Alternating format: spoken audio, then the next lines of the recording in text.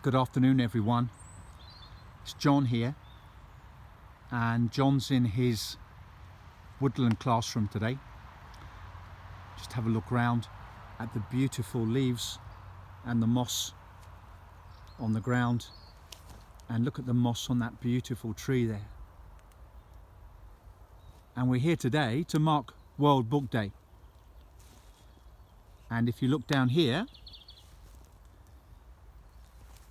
you think, okay, John, it's World Book Day and you've bought a map of the world and put it on the woodland floor. Why? Well, many years ago, there was a little boy called John, who was me, but I was 7 years old. Yes, I was 7 once, in southeast London with my brother.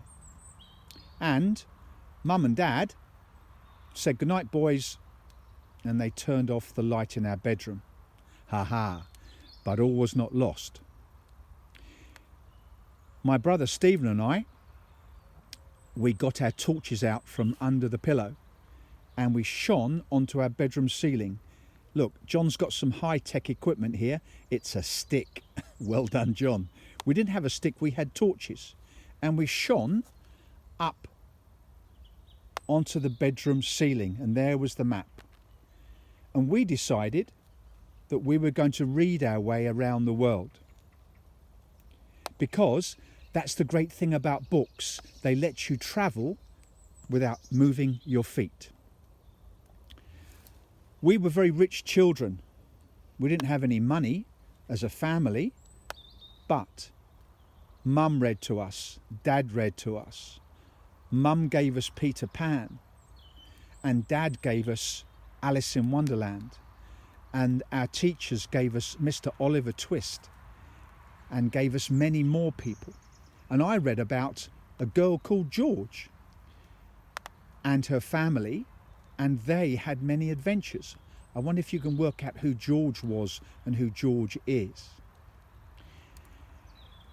We decided that Mr. Barry, who wrote Peter Pan, and Mr. Carroll, who wrote Alice in Wonderland, and the person who wrote about George, they all came from England.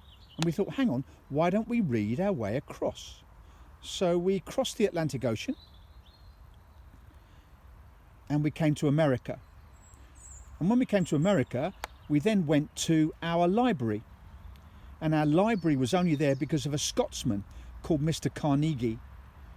And there was a brilliant librarian, and she gave us books by American authors.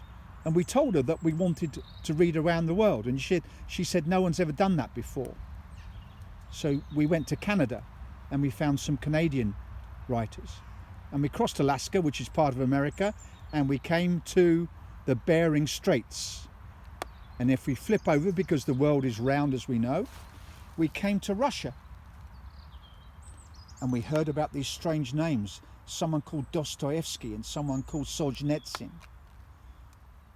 And then we came across Russia and we came to the Ukraine, and we heard about a man called Sholokov, and we went to Germany and heard about someone called Günter Grass. And we came to France and we found the Three Musketeers and the Count of Monte Cristo. And we came back to England. But this isn't about me and my brother Stephen, this is about you. Look, this whole world is here for you to read. Stick a map with Mum and Dad's blessing. Stick a map on your bedroom ceiling and read your way. Don't follow our route. Maybe come southwestwards to South America, and then go east to Africa, and then go northeastish to Asia, and go to Japan and find Japanese authors. Read your way around the world. And think of what Annie Proulx said, an amazing French-Canadian writer. She said, writing comes from reading, and reading is the finest teacher of how to write. And I think a lot of you will have heard of J.K. Rowling. I can't think what she wrote, but probably you'll remind me. And J.K. Rowling said, if you don't like to read, you haven't found the right book. And think about this. One of my students many years ago, a wonderful girl who's now a young woman called Victoria, she was born without eyes. And she read to me. And Victoria reads faster with her fingers than I do with my eyes.